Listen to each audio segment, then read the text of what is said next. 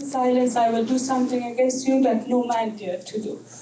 And as today, forced marriages, child brides, acid attacks, domestic violences, burning the gas schools, and cut the nose and ears of the girls, and different kind of violences against women increasing rapidly, even skyrocketing. And recently, 16-year-old girl, her name was Shekila, she has been raped and then killed by a member of the Provincial Council of Bamiyan province. And 3 other parliamentarians, they partner in this crime, and now they try to forge the medical report of this raped girl.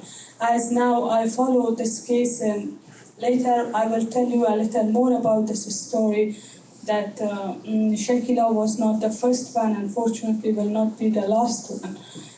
And such kind of issues, again, never broadcast through mainstream media, even this mafia or non-democratic media that we have in Afghanistan, or any other brave journalists that give report such kind of incidents and violence, crimes against women, they receive death threats or kidnap them or even eliminate them.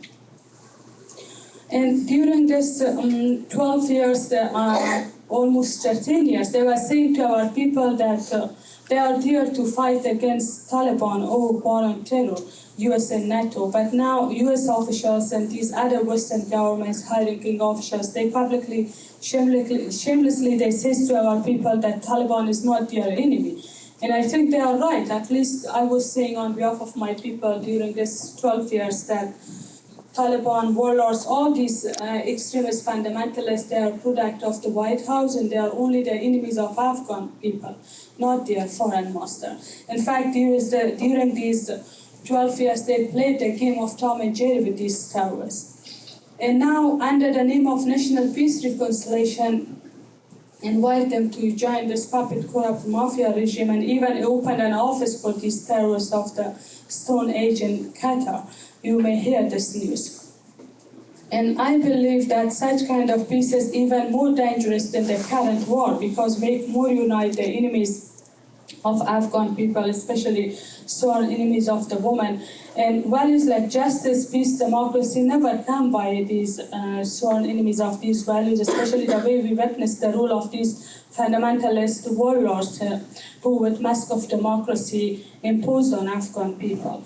And the peace without justice and also independence of our country is meaningless. And the only demand, the first demand of Afghan people is justice for the blind bombardment of these occupiers who did massacres during these 12 years, even make fun with the dead bodies of these Afghan, urinating on corpses. And most of the victims was women and children. And also they want justice for these suicide attacks of terrorist Taliban and also their jihadi brother and Chris who were imposed on Afghan people. And right now, the US and NATO only want peace for themselves at the expense of putting our people to more disasters by empowering of these reactionary, middle-minded terrorist groups. And you also may hear through media, through the propaganda machine that says that they will leave Afghanistan by mid of 2014. It is another big lie. As from one hand, US government is talking about the withdrawal of their troops, from another hand talking about the US permanent military bases there. As now they are working on 9 major military bases, going to make it legalized. As recently, John Kerry also went to Kabul, was talking about this so-called security agreement with this puppet regime of Hamid Karzai. And even they are talking about handing over the responsibility of security to the Afghan National Army and Police. And I believe it's another trick that they use these Afghan as cannon fodders to decrease the number of their own soldier casualties, as what they did in Vietnam War and many other countries.